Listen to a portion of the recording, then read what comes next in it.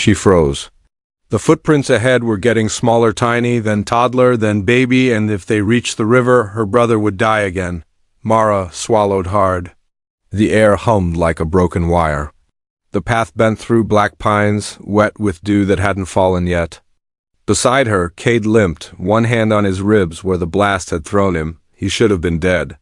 He had been dead for 2 minutes that had lasted forever, until the world hiccuped and spat him back. "Keep moving," Mara said. "Don't look at the trees." The trees looked anyway. Their needles leaned toward her like listeners. Wind found no room, but everything swayed, as if time itself took a slow breath in. And didn't exhale. They had been tracking the prints since the old road split, and the light turned strange. At first the prints were adult-sized, heavy, deep. Then they grew lighter, then narrower. The ground held them like memory. Every step backwards through someone's life, Cade squinted. "Whose are they?" "Someone the path wants us to meet." He tried to laugh. It dissolved into a cough. "You and your myths," they had been told, as kids don't step into the unclocked. "Don't chase echoes.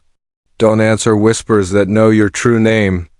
Those were campfire rules, not city rules. But the blast had ripped the city roof open, and hours had melted into wrong shapes, and this forest had reached into the streets like a dark hand. Now there were no city rules, only the old ones. The prince reached a patch of sand. Mara knelt. The toes were splayed like a child's, heel soft. A giggle rose from nowhere and died before she heard it. Her stomach turned. "Maybe we shouldn't," Cade said. "Maybe this is a loop. Maybe we already... Then we break it." She stood ready to push forward. The ground vibrated. A low hum ran through her bones, turned language in her mouth into ash, then rebuilt it. A voice soft, scraped raw came from nowhere and everywhere. From the earth itself, from the bent backs of needles, walk backwards into mercy. The words weren't sound. They were feeling, poured like warm metal. Cade flinched. "Did you hear? Yes. What does it mean?" She didn't answer. She couldn't. Mercy had a shape, and it was her mother kneeling at a cracked window, telling stories of the Pathkeeper, a watcher of roads between then and now. The Pathkeeper could undo one sorrow, but only if the petitioner walked backwards so the wound wouldn't see them coming. One sorrow mended, one memory lost. A fair trade, her mother had said with a smile that didn't reach her eyes. Mara stared at the prints. They kept shrinking, her chest pulled tight. Mercy was a hook. Mercy had teeth. A shadow moved at the edge of the trees. Not a figure, exactly. A smear where a person should be, like a painting dragged by a careless hand. The smear tilted its head. "Petitioner," it said in a voice like dry leaves. "Debt is due." Cade stepped closer to Mara. "Who are you?" "Collector," the smear said. "Time keeps ledgers. You open one." Mara felt the weight of 2 lost minutes, the ones. That had been returned to Cade when the blast reversed and air refilled his lungs. She had pulled him back by screaming his name so hard it broke something in her throat. She had pulled him back into a ledger line. "What do you want?" She asked. "Balance," the collector said. "A sorrow undone is a sorrow postponed. The path offers mercy. It requires payment." "Payment?" Cade asked. "We don't have..." "Not coin." Mara's hand went cold. She already knew. The prince ahead reached the riverbank, dark water sliding south with a whisper. The last marks were a baby's heel, perfect as a stamp. The river sang under it, old and amused. "Whose are they?" Cade whispered. Mara didn't want to say it. The knowledge had been building in her like a storm. The angle of the foot. The weight she knew too well. The way the left toe turned slightly in. "Mine," she said. The word tried to escape her lips and hide. Cade's eyes widened. "No," the twist cut through her.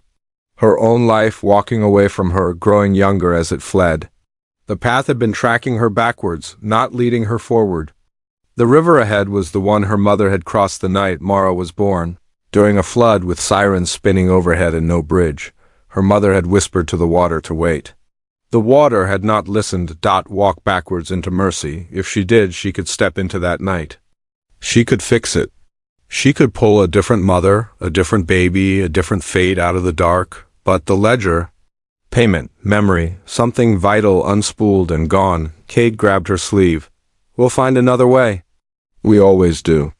She thought of the blast, of Cade's breath stopping and starting again like a bad engine, of the city lights freezing mid-flicker, of the way grief had painted everything gray for years, ever since their mother had vanished during a storm that had stolen a bridge and 10 names. Mercy, the path said. Mercy for what?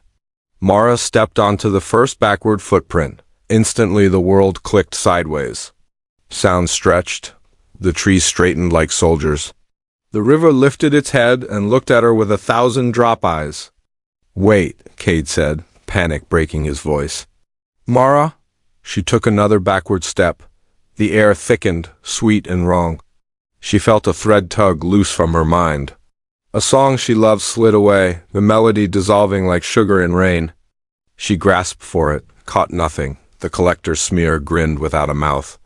Payment accepted, Mara's heart hammered. She faced Cade, walking backward, one step, then another. If I don't come back, she said, don't follow. His eyes shone. I won't let you go alone. She wanted to tell him to be brave, to stay, to live the life she was buying on credit, but her throat closed. She turned, kept stepping backward, each heel finding its place in a print that used to be hers. The trees shifted, their bark turned younger, smoother. The sky dimmed to the color of a bruise the world hadn't earned yet. The river ahead rose, a black band, and from the water came a woman's voice, sharp, familiar. Mara? Her mother. Not the memory, the person. Alive, terrified, carrying something wrapped in a jacket, the bundle squirmed. The bundle cried, soft and new. Mara's breath nodded. She was almost to the bank.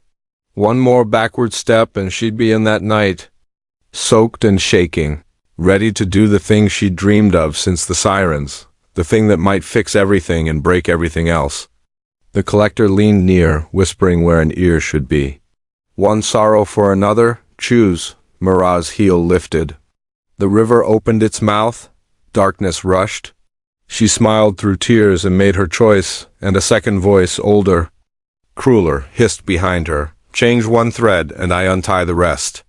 She whirled, too late, and saw a shape wearing her face. Follow if you want the next moment when mercy names its price.